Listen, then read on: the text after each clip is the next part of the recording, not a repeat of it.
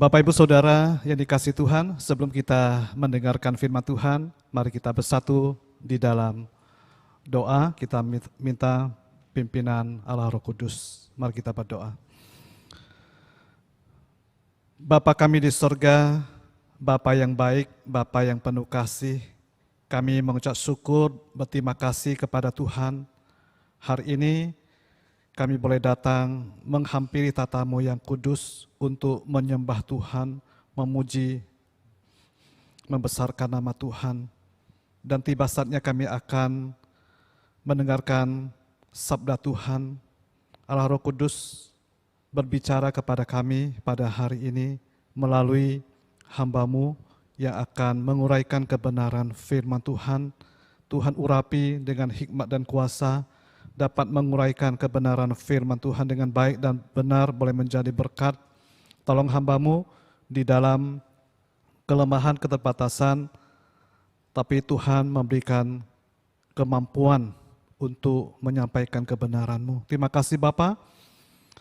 Kami siap untuk mendengarkan sabda-Mu hari ini. Di dalam nama Tuhan Yesus kami berdoa. Amin.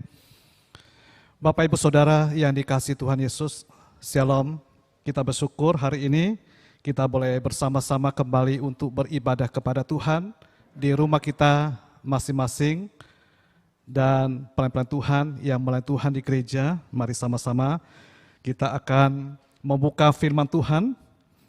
Surat 1 Korintus pasal yang ke-12 ayat 1 hingga 11. Kita membuka surat 1 Korintus pasal 12 ayat 1 sampai 11. Firman Tuhan berkata demikian. Rupa-rupa karunia tetapi satu roh.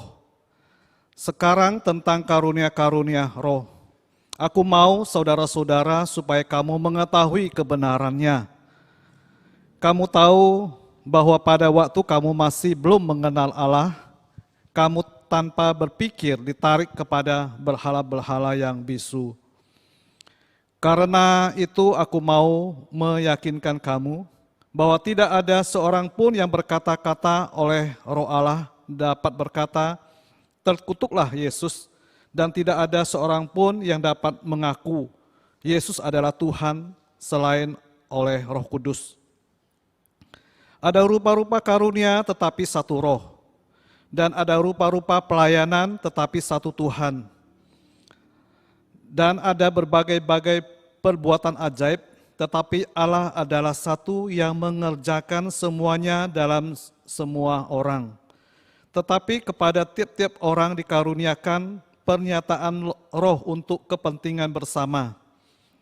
Sebab kepada yang seorang roh memberikan karunia untuk berkata-kata dengan hikmat, dan kepada yang lain roh yang sama memberikan karunia berkata-kata dengan pengetahuan. Kepada yang seorang roh yang sama memberikan iman, dan kepada yang lain ia memberikan karunia untuk menyembuhkan. Kepada yang seorang roh memberikan kuasa untuk mengadakan mujizat, dan kepada yang lain ia memberikan karunia untuk bernubuat, dan kepada yang lain lagi ia memberikan karunia untuk membedakan bermacam-macam roh. Kepada yang seorang ia memberikan karunia untuk berkata-kata dengan bahasa roh, dan kepada yang lain ia memberikan karunia untuk menafsirkan bahasa roh itu. Tetapi semuanya itu dikerjakan oleh roh yang satu dan yang sama, yang memberikan karunia kepada tiap-tiap orang percaya khusus. Saya ulangi ya, ayat 11. Tetapi semuanya itu dikerjakan oleh roh yang satu dan yang sama, yang memberikan karunia kepada tiap-tiap orang secara khusus, seperti yang dikehendakinya. Bapak Ibu Saudara, firman Tuhan hari ini sangat jelas ya, memberitakan kepada kita dan mengajak Bapak Ibu Saudara yang sudah ditebus dan diselamatkan oleh Tuhan Yesus Kristus, supaya kita melayani Tuhan dengan karunia-karunia yang Tuhan sudah berikan kepada setiap kita sesuai dengan kehendak Tuhan, yang dikehendaki oleh Tuhan. Bapak Ibu Saudara berbicara tentang melayani Tuhan. Melayani Tuhan adalah tugas dan panggilan setiap orang percaya. Setiap orang percaya, ya, setiap orang yang sudah diselamatkan oleh Yesus Kristus dipanggil untuk melayani Tuhan. Tuhan memanggil saudara saya untuk melayaninya. Melayani Tuhan termasuk salah satu aspek ibadah Kristiani, karena di dalam melayani kita melakukan sesuatu yang mulia dan berkenan kepada Tuhan. Kita bisa melayani Tuhan karena kita sudah menerima dan hidup dalam anugerah Tuhan. Jadi orang yang sudah merasakan dan mengalami kasih karunia Tuhan pasti akan melayani Tuhan. Seperti Rasul Paulus, ia sudah mengalami kasih karunia Allah sehingga ia begitu sukacita dan giat, sangat bersemangat sekali untuk melayani Tuhan. Sampai Rasul Paulus menderita demi Injil, ya, mengabarkan Injil, memenangkan banyak orang percaya kepada Tuhan. Dia begitu semangat, hati yang berkobar-kobar, giat untuk memberitakan Injil, melayani Tuhan. Sehingga Rasul Paulus di dalam 1 Korintus pasal 15 ayat 10, dia mengatakan demikian. Karena kasih karunia Allah aku adalah sebagaimana aku ada sekarang, dan kasih karunia yang dianugerahkannya kepadaku tidak sia-sia. Sebaliknya aku telah bekerja lebih keras daripada mereka semua. Tetapi bukannya aku, melainkan kasih karunia Allah yang menyertai aku. Ini satu perkataan Rasul Paulus yang sangat penting buat kita. Supaya kita bisa meneladani, ya. Sebagai perkataan Rasul Paulus itu boleh nyata di dalam kehidupan kita. Rasul Paulus, dia mengatakan dia melayani Tuhan, ya, begitu keras, bekerja lebih keras daripada mereka semua. Karena bukan aku, melainkan kasih karunia Allah yang menyertai aku. Kasih Tuhan, kasih setia Tuhan, anugerah keselamatan, Allah Roh Kudus yang selalu menyertai dia, yang memberikan dia kemampuan sehingga dia bisa bekerja lebih keras, ya, karena dia sudah mengalami kasih karunia daripada Tuhan yang selalu menyertai dia. Jadi Bapak Ibu, saudara dikasih Tuhan Yesus, dari perkataan Rasul Paulus ini boleh menjadi nyata, ya, di dalam kehidupan kita sebagai orang percaya, supaya kita boleh mengikuti teladan hidup Rasul Paulus dan kita bisa memberikan tenaga, pikiran, waktu, dan talenta karunia yang Tuhan sudah berikan kepada kita untuk melayani Tuhan. Jadi Bapak Ibu yang dikasih Tuhan Yesus, di dalam melayani Tuhan, Allah menghendaki kita melayaninya dengan hati yang sukacita. Seperti lagu-lagu pagi ini yang kita nyanyikan, supaya kita melayani Tuhan dengan hati yang sukacita, bersukacita, ya, melayani Tuhan. Seperti ditulis dalam kitab Mazmur, pasal yang ke-10 ayat 2. Di sana mengatakan, beribadalah kepada Tuhan dengan sukacita, datanglah ke hadapannya dengan sorak-sorai. Kita melihat sini kata beribadalah. Ya, beribadalah sini berarti layanilah Tuhan dengan sukacita. Datanglah ke hadapannya dengan sorak-sorai. Tuhan mau kita melayani Tuhan dengan hati yang sukacita. Bukan hati yang bersungut-sungut, hati yang berkeluh kesah, hati yang dipaksakan atau disuruh-suruh, tetapi kita punya hati yang sukacita, siap untuk melayani Tuhan. Ya, kalau ada hamba Tuhan mengajak kita, tolong ngajar sekolah minggu, ya, kita harus menjawab, saya siap. Ya, diminta pelayan apapun kita mengatakan siap, gitu ya, siap, selalu siap untuk melayani Tuhan. Kita tidak terpaksa atau disuruh-suruh untuk melayani Tuhan, tapi hati kita ada sukacita ya untuk melayani Tuhan. Itu yang Tuhan inginkan di dalam kehidupan kita sebagai anak-anak Tuhan. Bapak Ibu Saudara dikasih Tuhan Yesus, di dalam melayani Tuhan ada hal-hal yang harus kita perhatikan. Yang pertama adalah kita harus mengenal Allah yang kita layani. Kita harus mengenal siapa Tuhan yang kita layani. Kita mengenal Tuhan itu sebagai Sang Pencipta alam semesta, Allah Sang Pencipta manusia, dan kita adalah ciptaan Allah. Oleh karena itu, sebagai ciptaan, kita harus melayani Sang Pencipta. Karena Allah itu Sang Pencipta, maka kita harus melayani Dia. Allah Sang Pencipta, maka kita harus menyembah Dia. Itu harus kita lakukan sebagai manusia. Nah, Tuhan yang penuh dengan hormat dan kemuliaan ada Tuhan yang berkuasa, bertahta, memerintah dan mengasihi hidup manusia. Tuhan yang Maha Kasih dan Maha Adil.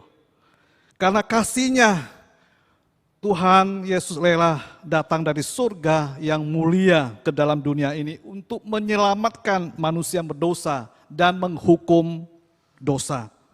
Sehingga Rasul Paulus di dalam ayat yang kedua, dia mengatakan, kamu tahu bahwa pada waktu kamu masih belum mengenal Allah, kamu tanpa berpikir ditarik ke dalam berhala-berhala yang bisu.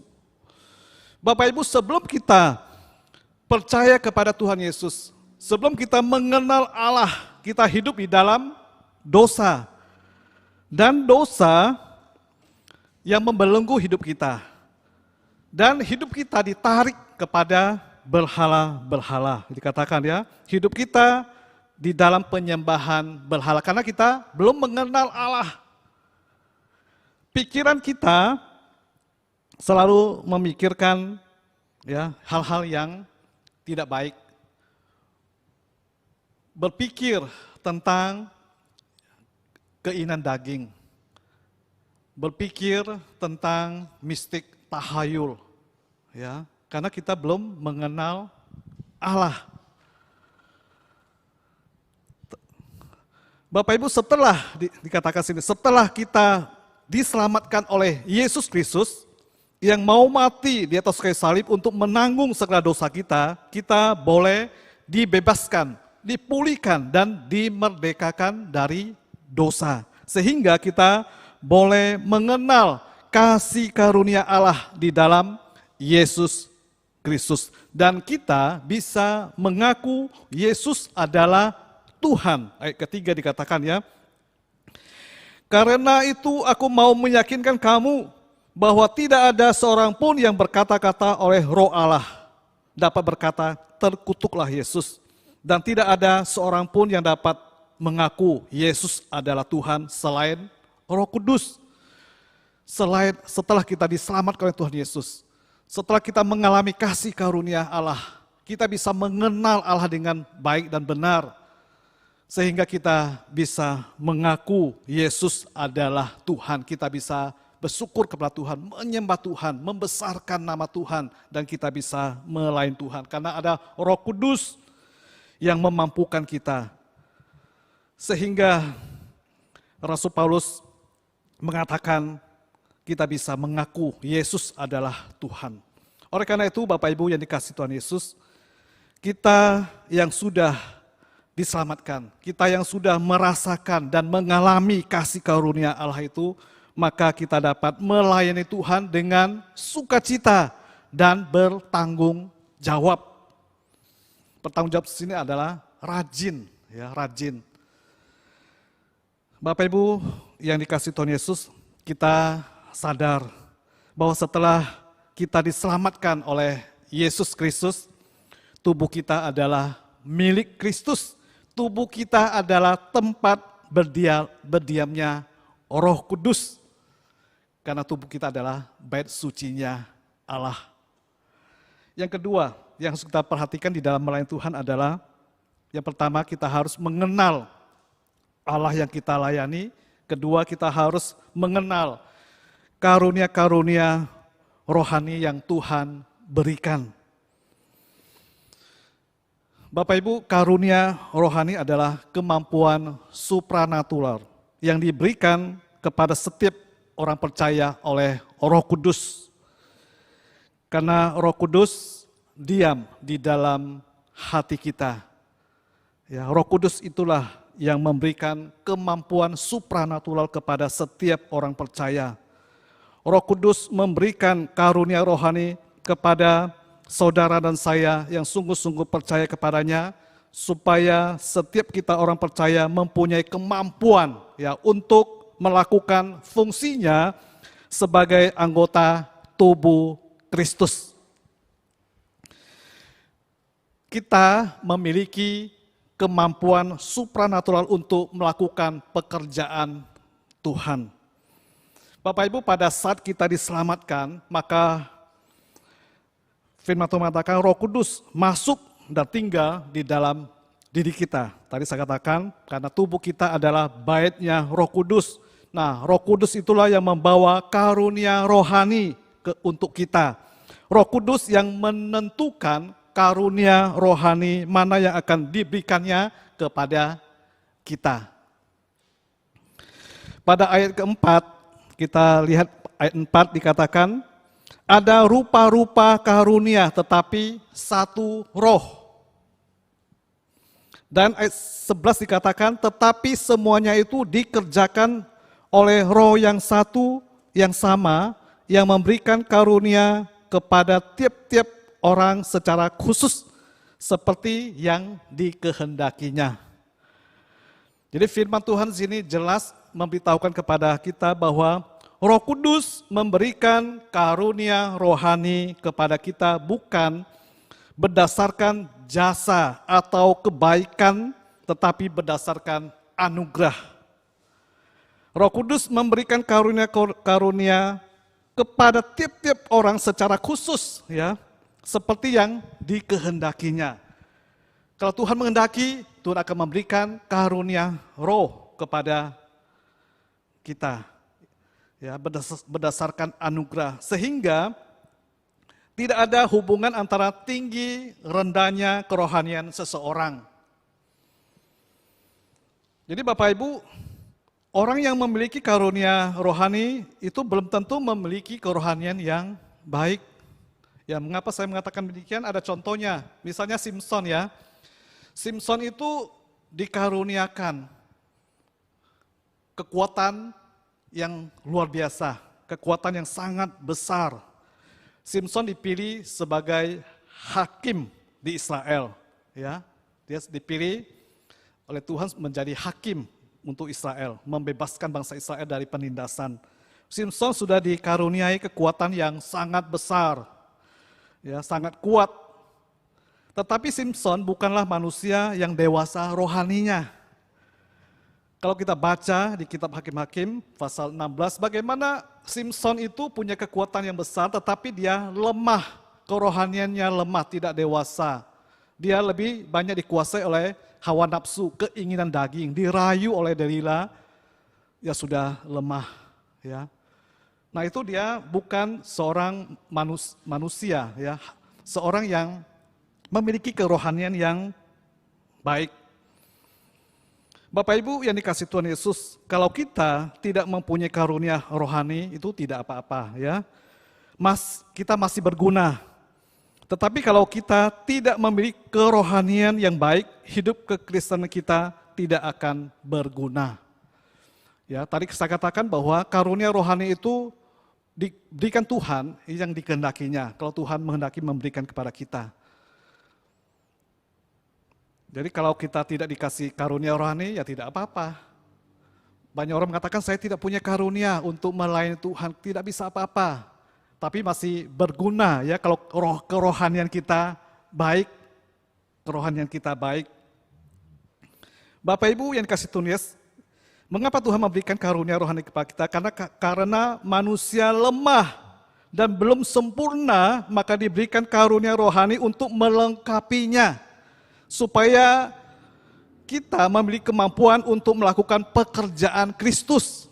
Karena kita lemah, kita belum sempurna, maka kita diberikan karunia untuk melengkapi kita. Supaya kita diberikan kemampuan untuk melakukan pekerjaan Kristus. Apa itu pekerjaan Kristus? Pekerjaan Kristus di sini adalah pekerjaan untuk membawa orang kepada pertobatan. Membawa orang kepada keselamatan hidup yang kekal. Membawa orang kepada Kristus supaya orang percaya dan mengakui Yesus sebagai Tuhan dan Juru Selamatnya. Ini adalah pekerjaan Kristus. Bisa kita baca di Yohanes pasal 6 ayat 29. Yesus menjawab kepada mereka, inilah pekerjaan yang dikehendaki Allah, yaitu hendaklah kamu percaya kepada Dia yang telah diutus oleh Allah. Saudara saya lemah, tidak mampu, tidak bisa memberitakan Injil. Punya satu kerinduan untuk memberitakan Injil, tapi tidak ada keberanian, kemampuan. Tuhan memberikan kita karunia roh, supaya kita bisa melakukan pekerjaan Tuhan, memberitakan Injil kepada saudara-saudara kita yang belum percaya kepada Tuhan. Kita bisa berbicara, membicarakan firman Tuhan. Allah Roh Kudus memberikan kita kemampuan. Kita bisa berdoa untuk saudara seiman kita yang mengalami sakit saat ini, banyak sakit COVID-19. Kita dikasih karunia untuk berdoa, ya, berdoa. Roh Kudus akan memampukan kita, menolong kita. Inilah kita dikasih karunia rohani. Maka setiap orang dikasih, ya, diberi karunia sesuai secara khusus seperti yang dikehendaki oleh Allah untuk melakukan pekerjaan Tuhan. Melayani Tuhan, berdoa, memberitakan Injil, dikasihkan kemampuan supranatural untuk melengkapi kita. Yang ketiga yang harus kita perhatikan di dalam melayani Tuhan adalah kita melayani untuk kepentingan bersama. Bapak Ibu Saudara dikasih Tuhan Yesus, Roh Kudus memberikan karunia rohani kepada kita supaya kita dapat memakainya untuk melayani. Saya katakan tadi ya, melayani, melakukan pekerjaan Kristus, melayani Tuhan dan melayani sesama kita. Jadi karunia rohani diberikan Tuhan bukan untuk kepentingan pribadi tetapi untuk kepentingan bersama. Ayat 7 dikatakan, tetapi kepada tiap-tiap orang dikaruniakan penyataan roh untuk kepentingan bersama. Jelas di sini ya, kepentingan bersama-sama. Jadi karunia rohani yang diberikan Roh Kudus kepada setiap orang percaya adalah berguna untuk membangun tubuh Kristus. Di dalam melayani, Tuhan memberikan kita karunia-karunia rohani. Nah, kita perhatikan di sini karunia rohani yang diberikan oleh Roh Kudus itu dikelompokkan dalam 3 kelompok, yaitu yang pertama karunia berbicara, yaitu berbahasa roh, menafsir bahasa roh, dan bernubuat. Itu yang kelompok pertama. Kelompok yang kedua adalah karunia pengetahuan, yaitu karunia pengetahuan. Karunia pengetahuan yaitu perkataan hikmat di sini ya, perkataan hikmat dan membedakan roh. Kelompok ketiga adalah karunia kuasa, yaitu iman, kesembuhan, dan mujizat. Jadi kalau kita beriman kepada Tuhan itu adalah karunia rohani. Ya. Tuhan memberikan iman kepada kita supaya kita sungguh-sungguh setia kepada Tuhan, percaya kepada Tuhan, beriman kepada Tuhan. Itu adalah pemberian Tuhan, karunia yang Tuhan berikan kepada kita. Kita berdoa, ya, berdoa kepada saudara seiman kita yang sakit, mereka mendapatkan kesembuhan dari Tuhan. Itu adalah karunia yang Tuhan berikan ya. Ada juga melakukan mujizat. Ya, mujizat bisa membawa orang percaya kepada Tuhan, percaya kepada Tuhan itu sudah karunia. Tidak semua orang bisa membawa orang untuk percaya kepada Tuhan. Walaupun kita sudah berpuluh-puluh tahun menjadi orang Kristen, ya kita memberitakan Injil, kok orang itu nggak mau percaya kepada Tuhan. Tetapi ada orang baru dibaptis, ya dibaptis, ya Tuhan memakai dia, bisa membawa anggota keluarganya untuk percaya kepada Tuhan. Nah itu adalah satu mujizat ya, Itu pekerjaan Tuhan. Tuhan sudah memberikan karunia kepadanya. Banyak orang yang bisa yang membawa orang untuk percaya kepada Tuhan. Tapi ada orang juga tidak bisa, ya. Tapi ya Tuhan memakai dia secara khusus ya untuk membawa orang untuk percaya kepada Tuhan. Jadi Bapak Ibu ini kasih Tuhan Yesus, Rasul Paulus rindu supaya setiap orang percaya itu diperlengkapi karunia rohani. Jadi untuk apa? Untuk melayani kepentingan bersama dan melakukannya tidak bertentangan dengan kehendak Allah. Kalau Tuhan memberikan kita karunia untuk berdoa, ada karunia berdoa, kita berdoa orang bisa disembuhkan. Ya lakukanlah. Karunia Tuhan berikan kita untuk kepentingan bersama-sama. Sehingga nama Tuhan dipermuliakan, bukan kita yang hebat, tetapi ada Allah Roh Kudus yang menolong kita, yang memampukan kita. Bapak Ibu, kita melihat kenyataan yang terjadi di jemaat Korintus. Ya, kita melihat jemaat Korintus yang kaya dengan karunia rohani. Firman Tuhan menjelaskan justru hidupnya tidak rohani. Jemaat Korintus kaya dengan rohani, tetapi mereka tidak hidup rohani. Ya, mereka hidupnya tidak rohani. Mereka hidup apa? Mereka hidup terpecah belah, saling menghina antara satu dengan yang lain karena karunia yang dimiliki. Karunia rohani membuat mereka sombong dan mementingkan diri sendiri. Mereka saling iri hati dengan karunia rohani yang dimiliki ya oleh saudara seiman. Tuhan sudah memberikan karunia rohani kepada mereka, tetapi untuk apa? Untuk kepentingan diri sendiri, sombong.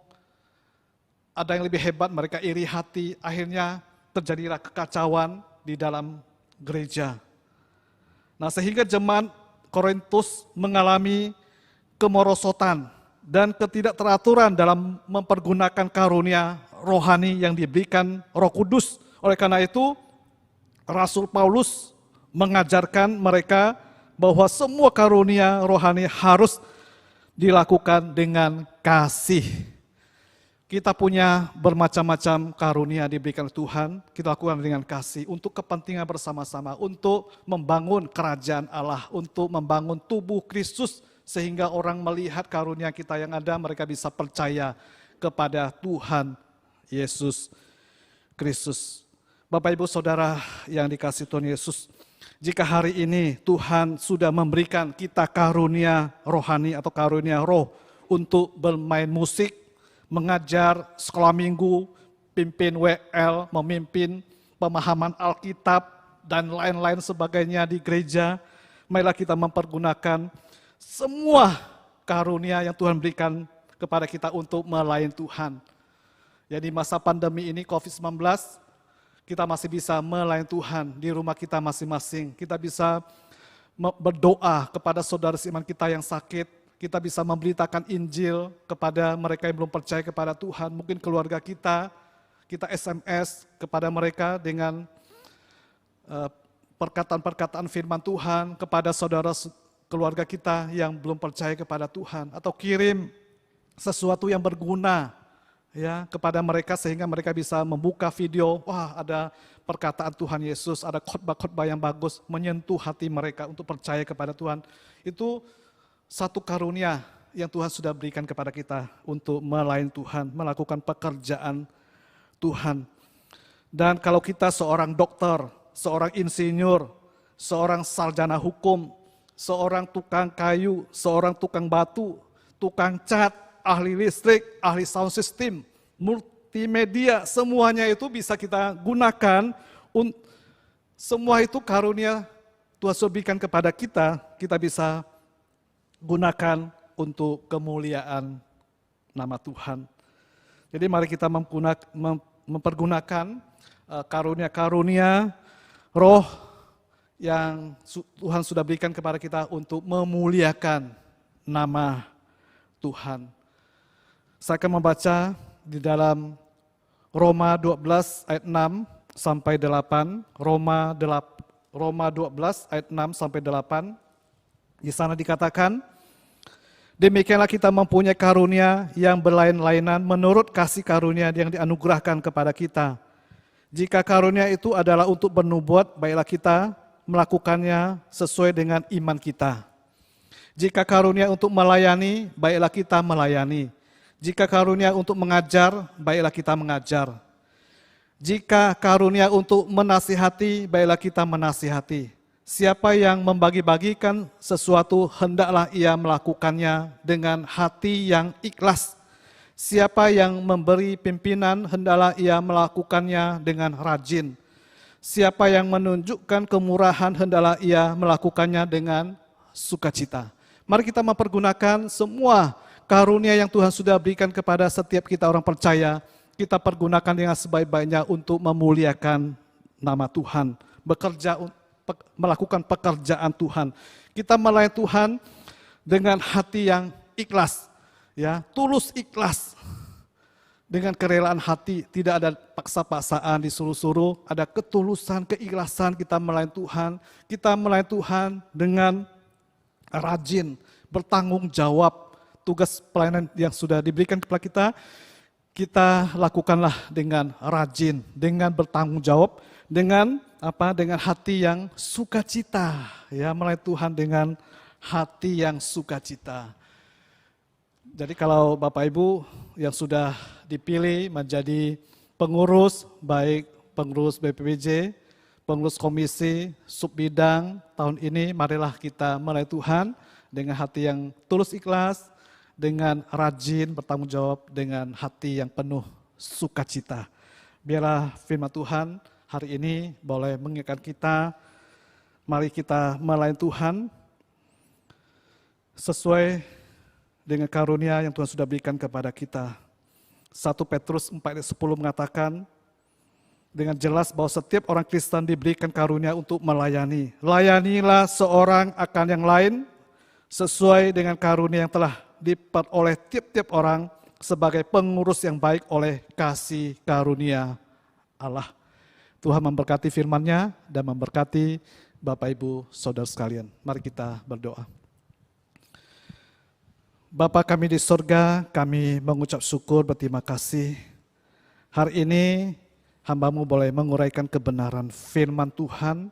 Kami bersyukur, berterima kasih untuk karunia roh atau karunia rohani, kemampuan supranatural yang Tuhan sudah berikan kepada kami, setiap anak-anak Tuhan, supaya kami dapat mempergunakannya dengan sebaik-baiknya untuk melayani Tuhan, melakukan pekerjaan Tuhan. Karena kami percaya Allah yang Maha Kuasa senantiasa menolong kehidupan kami. Kami melayani Allah Sang Pencipta. Terima kasih ya Tuhan, kami sebagai ciptaan bisa melayani Tuhan, menyembah Tuhan, melakukan pekerjaan Tuhan, dan berguna bagi banyak orang untuk kepentingan bersama. Terima kasih Bapa, Tuhan berkati setiap kami, dan berkati firman-Mu hari ini. Di dalam nama Tuhan Yesus kami berdoa. Amin.